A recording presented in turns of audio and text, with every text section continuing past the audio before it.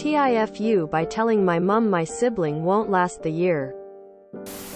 Preface. My 22 sibling, 16, is in a psychiatric unit and has been for around 7 months. Obviously everyone in my family is understandably upset. My mum wanted to know why recent updates about my siblings' care haven't really bothered me. Treatment being changed, not being allowed off the ward, physical health issues. I said that I didn't really know and she kept pushing, so I turned around and said, because I don't think they'll be here this time next year. I then continued and said they're not getting better and I'd be surprised if they made it to Xmas. Then I said, at what point is enough and you stop making this kid live just to make yourself feel better? I know I really crossed a line. My mum cried for hours after, then asked if I really felt that way. I do, but I shouldn't have told the mother of a severely unwell teenager that. I'm too angry at my behavior to tell my friends, but I had to get it out.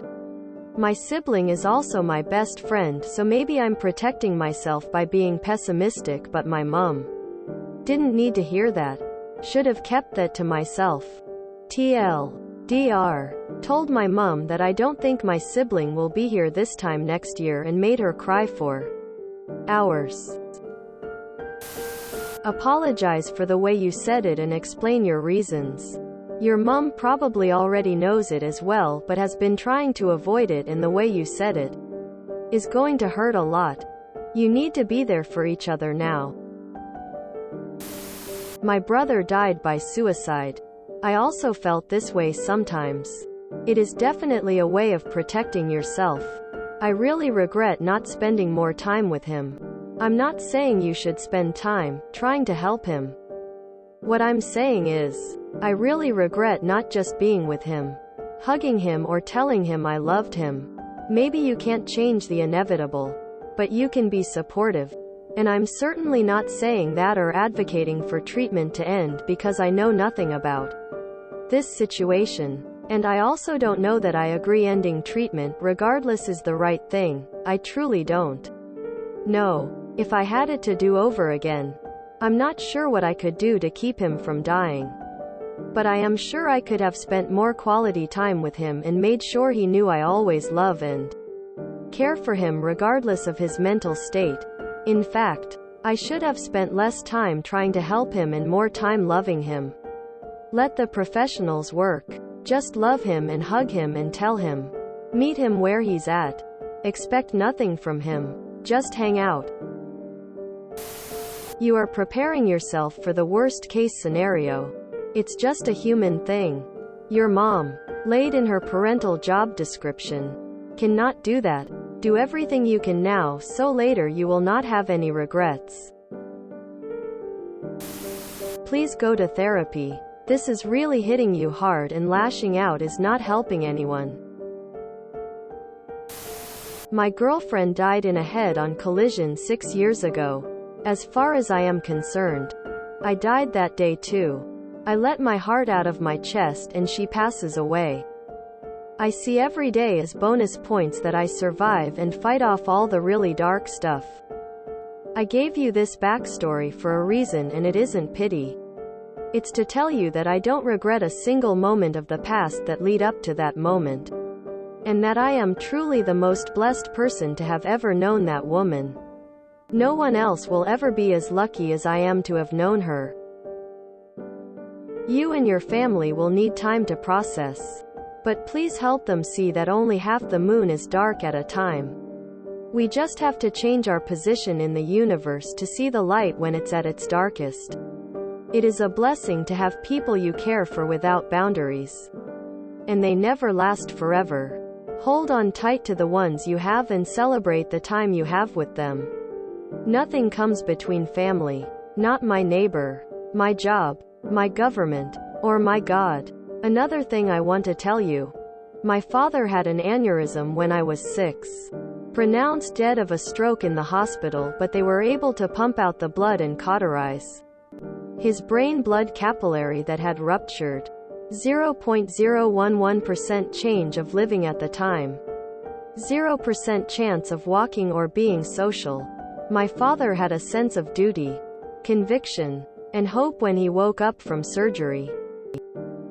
Less than 2 weeks after he learned to hold a cup and to speak. A month in he learned to walk. So much for the doctor's chances. Throughout this process he was declining the pills they were trying to give him. The doctors asked him 1,000,000 times how he expected to heal without medicine. He believed that he would. He tried his hardest to recover. He didn't pity his situation or himself. He just knew he had a family to care for, boys to raise. Purpose is so important to recovery. When you see your siblings, please stay positive. Give them a goal for when they recover. Give them a benchmark they can strive to hit. It may not work, but I promise you that purpose and a positive mentality are better than nearly any medicine and may improve their chances. That being said, please take your medicine your doctors give you. My dad is an old-fashioned man, which makes him a dumbass sometimes. He has short-term memory loss because he didn't take the damn pills. I saw your replies. Glad you're doing arts and crafts and hanging out. I wish your family the best. I totally get where you're coming from. For better or worse, I have been essentially guilted into continuing to live when every day is just various levels of misery for me. At this point I know I will end up taking my own life at some point.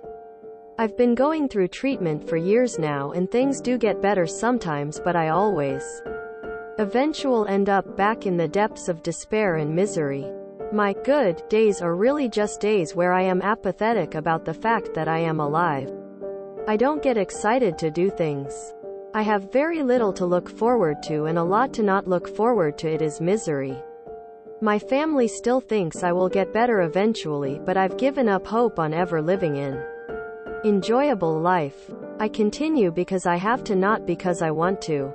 However, I've tried to keep this from my family because while I know it's an inevitability that I will kill myself, I want for it to be as painless for them as possible, and having them worrying about it constantly will only make things worse.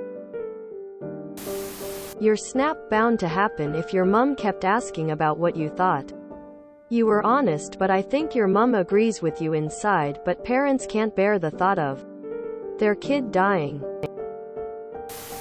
I get that this harsh, realistic way of thinking can be self-defense. Because it can be easier to embrace that than be optimistic and have your heart broken even worse than it might be now. But yes, it's a foo for your poor mum. Sometimes it's for the greater good to be a little selfless, objective when it comes to other people, even when they're asking for your opinion. I'm so sorry you're all in this position, and I sincerely hope you can all find some peace very, very soon. I am sorry your family is going through that. Mental health is incredibly hard to maintain. Good luck for you and your whole family. I feel this way now. I want to go. I have always resisted, thinking of the pain it would cause my sister.